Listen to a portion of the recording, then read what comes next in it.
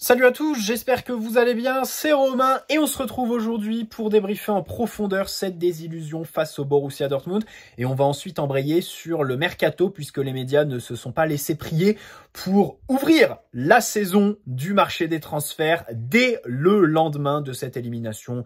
Tanzi, Severac, Hawkins, les sources étrangères, une multitude de dossiers ont été ouverts et on va commencer à débroussailler tout ça bien sûr parce qu'il faut démêler le vrai du faux là-dedans. On rappelle que sur cette chaîne, pendant le mercato, on est déchaîné sur les médias et on essaye de trouver qu'est-ce qui est juste, qu'est-ce qui est la vérité. Installez-vous, c'est parti, mais avant bien sûr, on va débriefer cette élimination.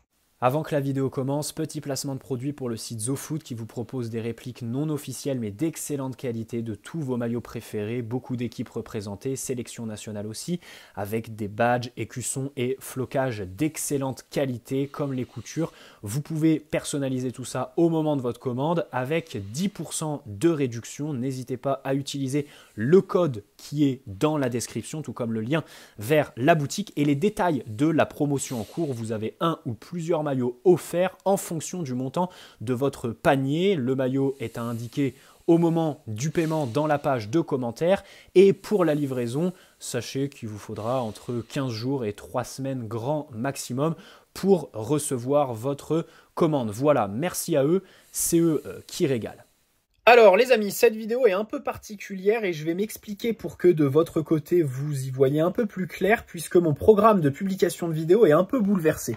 Vous le savez, d'habitude on débriefe les matchs en partant du gardien jusqu'aux attaquants et si une vidéo ne suffit pas, j'en fais une deuxième le lendemain sur les 2-3 derniers joueurs sur lesquels je veux m'attarder. Là, c'était le programme, sauf que j'ai déménagé, j'ai eu certaines obligations qui ont fait que je débriefe le match face à Dortmund qu'aujourd'hui, vendredi 10 mai, alors que j'avais mercredi et jeudi pour le faire, mais pas forcément le temps de revoir le match et tout ça, prendre le temps de me poser pour rédiger mes brouillons et enregistrer accessoirement. Donc, je m'y suis pris qu'aujourd'hui. Entre-temps, les médias ont lancé la période mercato. Il y avait des informations sur lesquelles je voulais m'arrêter, bien sûr, donc j'ai dû jongler entre les deux. Je m'explique. J'ai donc là tourné une première vidéo où je pars de Donnarumma et fais la défense ainsi que le milieu de terrain, mais pas l'attaque. Et j'ai donc arrêté parce que la vidéo était trop longue. Il me reste donc l'attaque et les vidéos mercato. Donc aujourd'hui, on va parler des attaquants et ensuite, on va parler des vidéos mercato qui sont sorties aujourd'hui parce que, et du coup, la vidéo de Donnarumma jusqu'au milieu de terrain, je vais la sortir demain samedi parce que entre une vidéo mercato et une vidéo où je parle des prestations des joueurs, évidemment, celle qui a le plus de chances de se périmer en 24 heures, c'est celle dans laquelle j'ai des infos mercato. Donc, je préfère poster celle qui, initialement, était censée être postée le demain et repousser celle initialement prévue aujourd'hui à demain parce que les infos sur Xavi Simons, sur Gvara et tout ça, bon, je le sens gros comme une maison que demain, une vidéo enregistrée aujourd'hui, ce sera pas possible de la poster parce qu'il y aura eu du nouveau. Bref, donc commençons sur Dortmund, sur l'attaque avec Gonzalo Ramos, titularisé de manière très surprenante, hein, comme je l'ai dit dans mon débrief mardi soir. Alors, je pense qu'on sera tous d'accord pour dire que ce qu'il y a de mieux dans son match, c'est le fait qu'il se batte, qu'il redescende et qu'il fasse aussi des récupérations au milieu de terrain. Le problème pour un numéro 9, c'est que quand ce sont tes efforts défensifs qui sont loués, en général, c'est que ton match a été plutôt moyen dans ton domaine de prédilection, à savoir offensivement. Et là-dessus, c'est vrai qu'il nous a coûté très cher. Fabian Ruiz, Warren, Hakimi qui est latéral, leurs occasions loupées, j'ai des regrets, je leur en veux. Mais c'est pas leur rôle de prédilection. Alors que là, le numéro 9 que tu titularises en plus pour reprendre les centres, parce que c'est ton plan de jeu et tu le fais donc autour de ça, le mec a plein de centres en retrait à 8-10 mètres du but et loupe des occasions très franches en demi-finale Ligue des Champions. Non, c'est pas possible. C'est pas possible. Donc sur son match, c'est vrai que je lui en veux pour ça. Après, sur le contenu, je lui en veux pas parce qu'on sait très bien que c'est un attaquant qui aujourd'hui est quand même aussi limité hein, pour le plus haut niveau. On va pas se mentir, c'est une réalité. Luis Enrique lui faisait pas confiance jusque-là et je pense que pour l'année prochaine, il va y avoir de vraies questions. Alors dans les médias, on a des infos comme quoi Luis Enrique voudrait partir sur un projet de jeu sans numéro 9, donc avec un faux numéro 9 et des milieux qui se projettent. Bon écoutez, ce projet, Alors, j'en faisais la promotion au mois de février. Le problème, c'est que pour ce projet, il faut absolument des milieux qui se projettent bien. Et quand je vois de l'autre côté que le club veut recruter qu'un seul milieu, bah déjà j'ai hâte de voir qui ça va être, hein, parce que si c'est Désiré Doué, je serais très content parce que c'est un crack absolu et ça me consolerait de l'échec Xavi Simons par exemple. Mais je peux pas faire reposer quoi des projections du milieu de terrain sur Désiré Doué qui débarquerait de Rennes à 18 ans quoi. Et donc c'est vrai que pour ça, il faudrait recruter 2 ou 3 milieux de classe mondiale tout simplement. Et au poste d'ailier, un mec qui t'assure des buts. Enfin, disons que ce projet, si tu recrutes Mohamed Salah, je suis d'accord. Et je dis ça parce que Mohamed Salah est très apprécié de Nasser. Mais de l'autre côté, c'est vrai qu'il est vieux, c'est vrai qu'il coûterait très cher en termes de salaire, et je dis pas que je le veux, attention. Mais tous les autres, bon, c'est un peu compliqué. C'est-à-dire que un Gvara que j'adore, si on le prend, je serais très content. Et d'ailleurs, quand j'ai vu l'info cette nuit à 5 h du matin en pleine insomnie, j'étais super content parce que voilà, c'est un mec dont je parlais d'ailleurs sur la chaîne en février, et donc je vois qu'au sein du club, les idées qu'ils ont sont les mêmes que les miennes, donc ça me fait très plaisir, surtout quand on voit que c'est Luis Enrique qui le veut. Mais le problème, c'est que, Gvara, Dembélé et un faux numéro 9, non. Gvara, Dembélé et un 9, ok. Alors ça peut être Gonzalo Ramos, ça peut être un autre 9 qu'on recrute. Si tu mets déjà une grosse somme sur Gvara, ça m'étonnerait que tu ailles sur un numéro 9 qui te coûterait 100 millions d'euros. Mais voilà, on va voir sur les projections de l'année prochaine. Gonzalo titulaire, c'est vrai que dans cette dimension-là, j'ai un peu de mal. De manière brute, pour qu'il joue le vrai rôle de numéro 9, ok.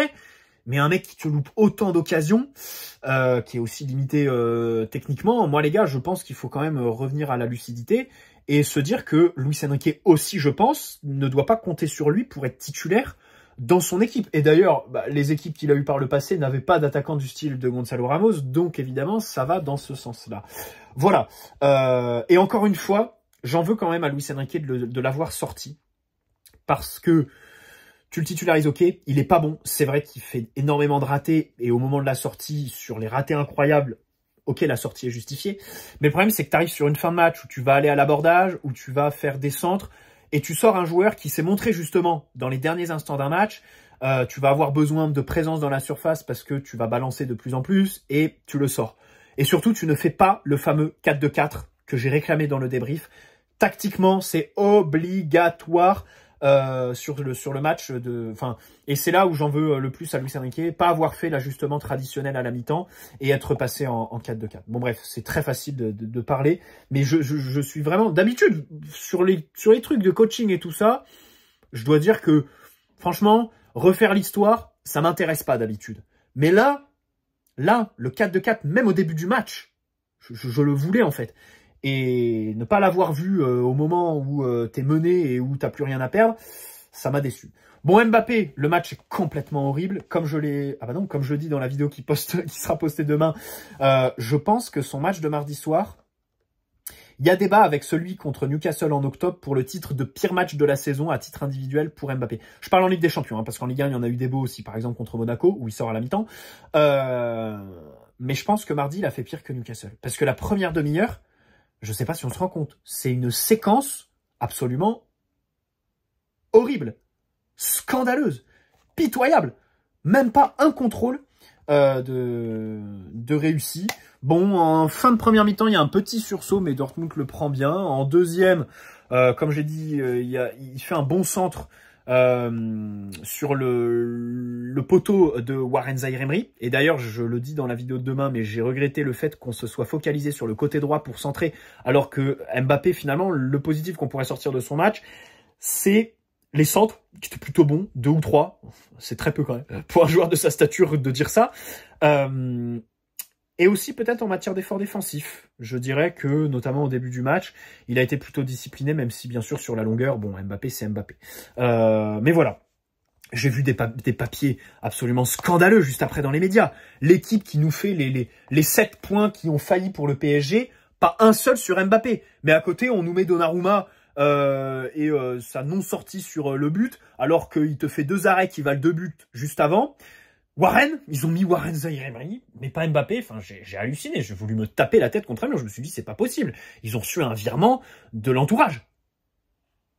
Et le fait que ces derniers mois, Mbappé ait été touché mentalement, il était en manque de confiance vis-à-vis de la gestion de Luis Enrique. Franchement, je dis pas que c'est faux. Franchement, je dis pas que c'est faux. Peut-être que c'est véridique. Mais le problème, c'est que s'il est touché par ce qui s'est passé sur les 3 derniers mois au PSG, ça va être quoi au Real? Où il va arriver en étant finalement ce qu'il est depuis quelques mois sous Luis Enrique, un joueur parmi les autres, hein. Parmi Rodrigo, parmi Vinicius, parmi Bellingham, qui ne sera pas au-dessus, dont l'effectif ne tournera pas autour.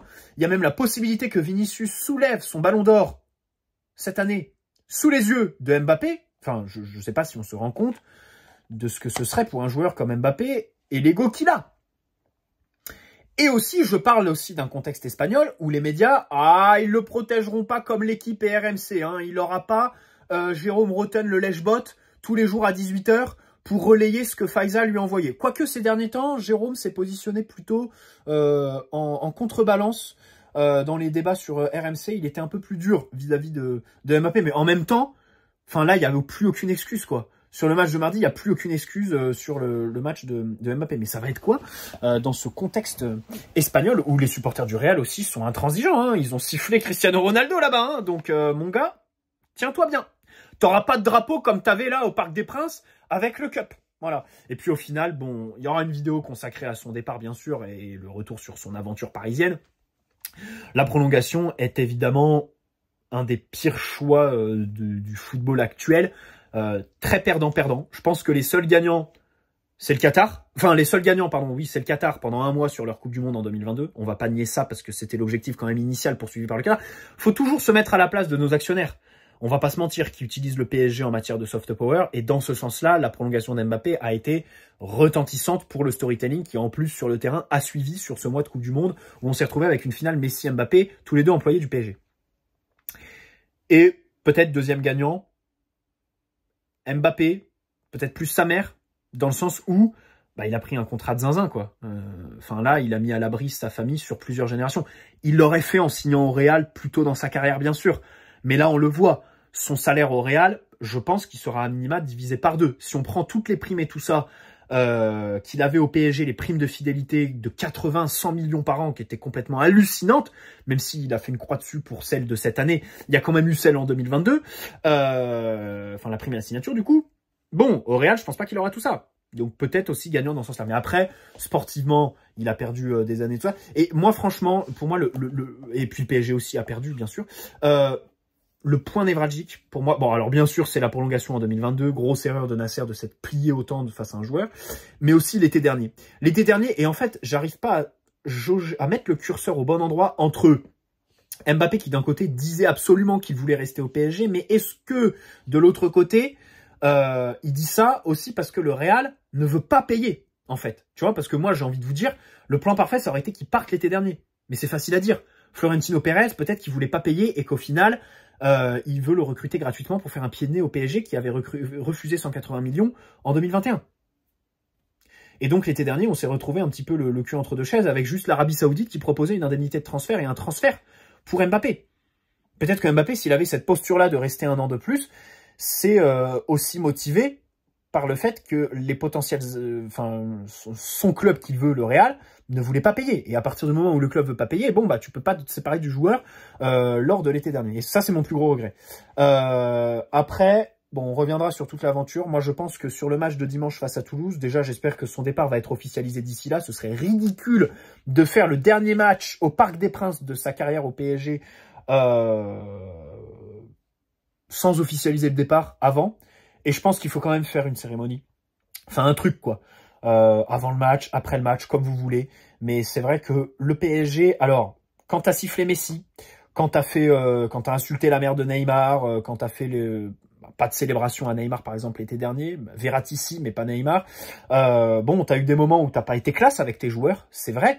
Donc tu peux te dire, enfin Cavani, Thiago Silva, été 2021, 2020, qui n'ont pas d'hommage au Parc des Princes. Bon, tu te dis, on peut s'attendre à tout. On peut s'attendre à une cérémonie où Mbappé serait peut-être sifflé par le parc. Mais j'ai envie de dire, faut être classe. Faut être classe. faut faire comme avec Di Maria, faut faire comme avec Verratti. Même si les dernières années ont été compliquées avec Mbappé, on parle quand même du meilleur buteur de l'histoire du club, qui a donné aussi 7 saisons de sa carrière. Bon, c'est pas rien. Moi, je veux quand même voir un peu au-dessus et essayer de... moi, je suis un éternel... je suis positif quand même. J'ai envie de faire une cérémonie. Il faut faire une cérémonie pour Mbappé dimanche. Je fais pas partie de ceux qui veulent absolument le faire partir comme ça, en mauvais termes, machin chouette. Non, ça reste quand même une légende du club, que vous le vouliez ou non. Même si, bien sûr, il n'y a pas la Ligue des Champions. Il y a cette saison absolument honteuse en Ligue des Champions cette année. Il faut aussi élargir à tout ce qu'il a fait... au niveau national, au niveau statistique, et puis en matière d'investissement, même si cette saison, on peut se poser des questions mentalement et aussi physiquement, je pense, comme Daniel Riolo le soulevait dans le débrief de l'after mardi soir. Bon, il y a eu d'autres saisons où il a été disponible, 2021, quand il veut partir et que tu le retiens. Derrière, il fait quand même une saison, peut-être sa meilleure au PSG, quoi, et tu vibres. Le but à la dernière minute face au Real, bon, aujourd'hui, il a pas trop de valeur parce qu'au match retour, t'es éliminé, mais le doublé à l'Allianz Arena sous la neige au Bayern, c'est des moments, qui font partie de l'histoire du club, quoi. Le triplé au Camp Nou, alors que là, c'était vraiment la toute première revanche sur le Barça après la remontada, c'est exceptionnel. Même si après, face à Manchester City, il joue le match un petit peu blessé. Il y a un centre de Di Maria où Mbappé se loupe complètement. Et ça fait partie aussi des occasions que je garde en tête, comme le glissé face à United, comme la passe à Neuer en finale de Ligue des Champions, parce que c'est aussi d'autres moments où c'est vrai, t'as un joueur qui a beau être très talentueux, très fort statistiquement, il a des moments que Ronaldo et Messi n'ont pas eu. Dans le mauvais sens du terme. Ronaldo et Messi, ils n'ont pas été aussi bas en matière de prestations à des moments clutch de Ligue des Champions pour leurs clubs respectifs. Bref, passons au mercato. Au mercato avec le dossier Xavi Simons qui repart de plus belle. Ces dernières semaines, on a eu en Espagne Mundo Deportivo par exemple qui nous annonçait que le joueur voudrait revenir au Barça. Bon, par quel moyen, je sais pas trop. Mais attention, cette potentialité prend de l'ampleur depuis qu'on sait qu'un transfert définitif, c'est pas forcément la formule privilégiée cet été. Donc, ce qui arrangerait le Barça, qui n'a pas une thune, bien évidemment, qui pourrait pas aligner 60 ou 80 millions sur Xavi Simons. Bild, journal allemand, hier, donc avant les journaux français, parlait d'un potentiel transfert définitif à Leipzig pour 60 millions d'euros. Et là, on a eu l'info, Fabrice Hawkins, journaliste très fiable bien sûr, que vous connaissez sur la chaîne, nous annonce que Xavi ne reviendra pas au PSG cet été, c'est son souhait, et on travaille sur un transfert définitif. Alors, Loïc Tanzi, c'est très intéressant parce que il a précisé que le transfert définitif, c'est très compliqué parce qu'en réalité, si tu fais un transfert définitif avant janvier 2025, les sous reviennent au PSV Eindhoven. C'est ce qui était prévu l'été dernier lors du départ de Xavi. Et que si on récupérait tout l'argent d'un transfert, on l'aurait fait dès l'été dernier vers Manchester United qui était intéressé. Et je pense qu'en fait, de toutes les informations qui sont sorties, c'est l'information qui est la plus éloquente. Dans le sens où, je vais vous donner mon avis tout de suite, vous spoiler, en fait, on a un joueur qui ne considère pas le PSG, qui a un plan de carrière très établi, qui veut avoir la main dessus, le dernier mot sur chacune des décisions qui sont prises dans sa carrière, et qui donc met des trucs complètement farfelus dans ses contrats, et qui a à terme l'objectif d'aller en première ligue. Et qui utilise la Bundesliga Leipzig en tremplin, parce qu'évidemment, Leipzig est un meilleur tremplin que le PSG pour te valoriser aux yeux de la première ligue, mais aussi pour te sortir de là. Leipzig, tu proposes 60-80 millions, ils font partir Xavi Simons. PSG, bon, à partir du moment où tu as signé le contrat, autant te dire que, en fait, on ne te fait pas partir au PSG. Donc, c'est aussi simple que ça. Donc, c'est pour ça que cette information concernant Manchester United de Tanzi qui nous dit si ça avait été possible, on l'aurait transféré dès l'été dernier, c'est plutôt éloquent. Moi, je pense que la plus grosse erreur, finalement, c'est en 2022, quand tu ne réussis pas à le prolonger et qu'il part libre au PSV Eindhoven en post-formation. Alors que les infos allaient dans le sens d'une prolongation, le joueur fait volte-face au dernier moment, faut pas oublier ça, hein. Le joueur fait volte-face, il te met la clause spéciale pour qu'il revienne du PSV un an plus tard, mais la clause, elle est d'abord à l'avantage du joueur. Déjà parce qu'il se prend 2 millions sur les 6 que le PSG a sortis pour le rapatrier du PSV l'été dernier. Et surtout, il utilise la clause pour partir du PSV avant de venir au PSG. Dans le sens où c'était son seul moyen de quitter les Pays-Bas parce que Eindhoven ne voulait pas le faire partir. Et donc, il avait cette clause qui faisait qu'ils n'avaient pas le choix. Si le PSG l'activait, ils n'avaient pas le choix. Et donc, il a utilisé le PSG l'été dernier pour se sortir du PSV Eindhoven qui ne voulait pas le faire partir, alors que lui, une deuxième saison aux Pays-Bas, il n'en avait pas l'intention, pas l'utilité. Il voulait aller peut-être un cran au-dessus en Bundesliga à Leipzig. C'est chose faite. Je rappelle que ça se fait en 24 heures. Il fait même pas une interview quand il signe le contrat jusqu'en 2027 au PSG. Il pose même pas avec un maillot du PSG. Il fait même pas un seul entraînement avec Luis Enrique. On n'a même pas une information dans le sens d'une intégration de Xavi Simons dans le système du PSG. Et donc là-dessus, j'ai envie d'être positif avec le club parce que j'ai envie de croire au fait qu'en fait, en réalité, c'est Xavi qui nous a jamais considérés plutôt que le club qui a fait la bêtise de l'envoyer en prêt l'été dernier, alors que tu voulais te séparer de plein de joueurs et qu'au final, aujourd'hui, Xavi Simons n'aurait pas été de trop dans le rôle de Fabien Ruiz en demi-finale de Ligue des Champions, par exemple. Sur la deuxième partie de saison, bien sûr que Xavi avait sa place dans cet effectif construit par Luis Enrique. Toute la saison, Luis Enrique, quand il en parle en conférence de presse, il parle d'un joueur qui n'appartient pas au club et qu'il essaye de séduire, mais certainement pas d'un joueur qui est sous contrat au PSG. La rhétorique utilisée par notre entraîneur n'allait pas du tout dans le sens d'un joueur qui appartient au club et sur lequel c'est le PSG qui a le dernier mot. Au final, on se rend compte que c'est un dossier très compliqué, où au final, c'est le joueur qui a la main, où on a un joueur très bien entouré, avec des agents, lui aussi bien sûr qui fait les bons choix au final, mais juridiquement des contrats très compliqués et qui au final eh bien, sont à son avantage au final parce que je pense qu'il y a la chose à comprendre pour comprendre tout le dossier, c'est que Xavi Simons a la main sur son avenir et sa carrière. C'est lui qui a le dernier mot. C'est tout. Et franchement, en fait, on a un Mbappé bis. On a un Mbappé bis moindre mesure. Toute proportion gardée. Parce que Xavi Simons ne demande pas ce que Mbappé demandait, à savoir un changement de directeur sportif, un salaire complètement délirant et tout ça. Mais Xavi Simons est comme Mbappé dans la mesure où c'est lui qui a le dernier mot et ça met le club en situation un peu de porte-à-faux. Et moi, ce dossier, vous voulez que je vous dise mon avis? Je m'en branle. Qu'il revienne ou pas? Je m'en branle. Parce que toute la saison, on a eu les informations et je comprends pas qu'il y ait des supporters qui disent « Oh, les infos, elles sont fausses. Oui, Xavi Simons, il va revenir, vous allez voir. Crac, la crinière, les cheveux bouclés. Trop fort, Xavi. » Alors déjà, je le trouve un poil surcoté. Demandez aux Hollandais qui le critiquent pour ses prestations en sélection, déjà. Premier point. Et ensuite, je vois pas pourquoi Xavi Simons aurait un traitement différent que d'autres joueurs qui nous ont fait les entourloupes au niveau du contrat, alors qu'en réalité, ils nous mènent en bateau depuis le début, hein. La non-prolongation en 2022, alors qu'il devait prolonger et qu'en 24 heures, on se retrouve avec un joueur qui se retrouve au PSV Eindhoven. Ah mais oui, mais en fait, il y a une clause spéciale pour qu'il revienne au PSG. Ben, il n'est pas sous contrat au PSG en 2022, il signe au PSV. Et il utilise cette clause pour se libérer du PSV. Et au final, aujourd'hui, alors, à la différence d'Mbappé, c'est vrai qu'on va prendre un billet. C'est vrai que le PSG a une contrepartie. Xavi Simons permet au PSG, s'il y a transfert définitif, de prendre, normalement, si on négocie bien, 50-60 millions minimum. Voire 80 et un pourcentage à la revente, bien évidemment. Après, sportivement, comme je l'ai dit, je suis persuadé que le joueur ne nous considère pas. Et même Luis Enrique, machin, projet sportif plus clair qui laisse la chance aux jeunes, oui, je suis d'accord avec vous. Mais peut-être que Xavi veut la première ligue et ne considère pas le fait de remporter une Ligue 1 ou une Coupe de France, tout simplement. Et on peut le comprendre. Dans ce cas-là, les mecs qui veulent pas venir, eh ben tant pis, ça dégage. Et même si on veut rester sportivement, je l'ai dit toute la saison, Xavi dans le système de Luis Enrique, à part en faux numéro 9, je ne lui voyais pas de rôle. Ailier, qui colle la ligne, qui est censé faire des différences, un peu tout seul comme ça, avec un latéral qui déborde pas, que ce soit Lucas ou même Nuno depuis son retour de blessure. Bon, relayeur gauche, dans ce rôle ingrat où tu es obligé de faire les replis, aider Nuno Mendes et tout ça. Alors bien sûr, la saison prochaine, il va y avoir quelque chose qui va changer sur ce côté gauche, c'est qu'Mbappé ne sera plus là. Et donc le relayeur sera sûrement beaucoup plus libre pour se projeter. Mais ceci dit, en matière de coffre, de volume, d'effort défensif et tout ça, je ne le vois pas à ce poste-là. Donc je voyais que faux numéro 9. Et encore. Et en plus, en matière de philosophie, aujourd'hui il s'éclate en Bundesliga, championnat où il y a beaucoup d'espace, dans une équipe qui joue les transitions.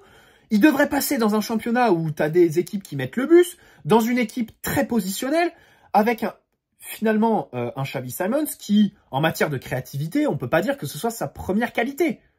Sa première, c'est dans le dernier tiers, c'est vrai, il a vraiment des vraies qualités de finition. Et en transition, il est bon pour garder le ballon, pour trouver de bonnes passes. Mais quand le jeu est posé, c'est pas quelqu'un qui va t'apporter une véritable plus-value en termes de créativité. Donc franchement, les gars, je vois pas pourquoi on fait tout un psychodrame autour de ce dossier qui m'énerve.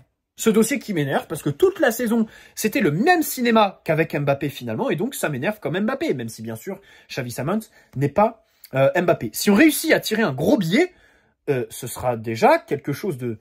Enfin, on pourra dire que, même si c'est un peu le cirque, même si on pourra dire ben, le PSG n'est pas un club d'achat-revente comme sur FUT, et je serais d'accord avec vous, parce que c'est vrai que c'est un peu guignolesque de reprendre un joueur pour faire un billet dessus, c'est très Luis Campos, mais reléguer le PSG à ce statut-là, bon, c'est un peu compliqué.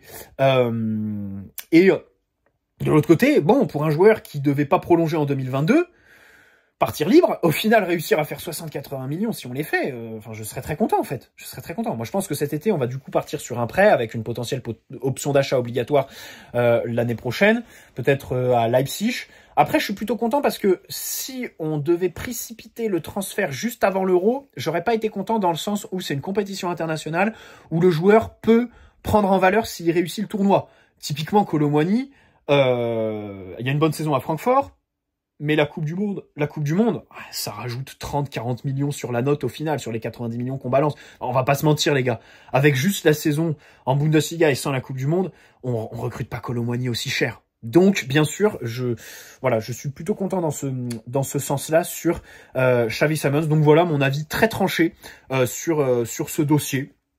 Je comprends pas trop que des supporters soient autant attachés à un joueur qui a joué 300 minutes à tout péter sous Pochettino, certes pas à son poste, certes dans un PSG de Pochettino qui était vraiment très mauvais, mais qui au final, même sur les 300 minutes qu'il a joué au PSG, par exemple sa titularisation contre Rennes, où on gagne 1-0 sur un but de Mbappé à la dernière minute, là juste avant le match aller face au Real en 2022, bon, Xavi fait un match quelconque en fait.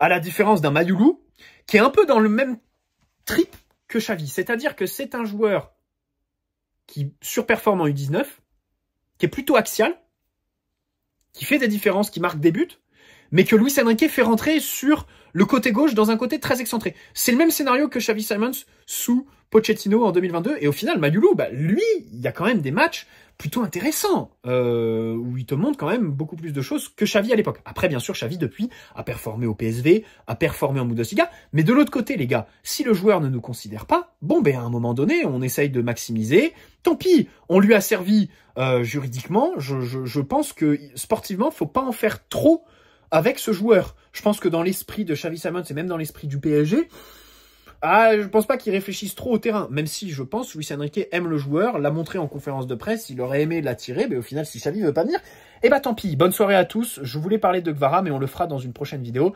Prenez soin de vous, bien évidemment. Ciao les amis. Bien sûr, on se retrouve très prochainement. Bisous.